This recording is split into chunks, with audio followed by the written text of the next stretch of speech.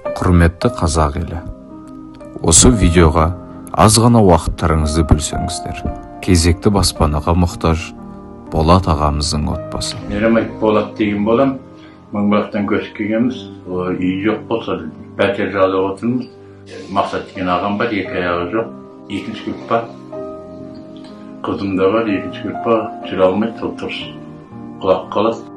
Мен Мейрамбаева Жанармын.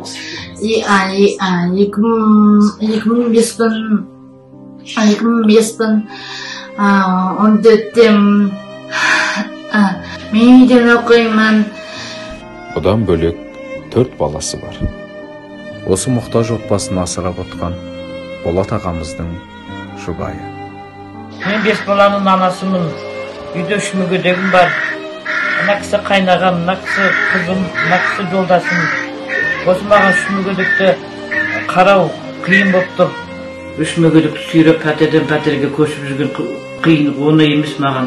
Қыста туалетке барғандары қиын. Ана кісіге аяғы жоқ, екінші топтағы мүгедек. Достарым бар, Айсұлу, Балым деген қыздар бар. Олар мектепте оқиды. Мен болсам мектептен емес, үйден оқиды. Мен андай үйде тұрғым келмейді. Қиналып кеттім. Мақсат ағаға да қиын, дәріханаға шығу. Әшесі маған қиын. Мен бұндай өмірді қараған жоқпын. Бұл Алланың сынағы. Біздің басымызға бергендерді сіздерге бермесін.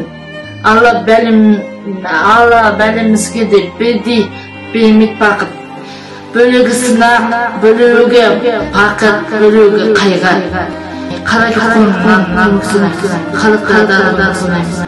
Осы отбасының баспаналы болуына Алла разылық үшін 100, 200, 500, 1000 теңге болсын көмек көрсетулеріңізді сұраймыз.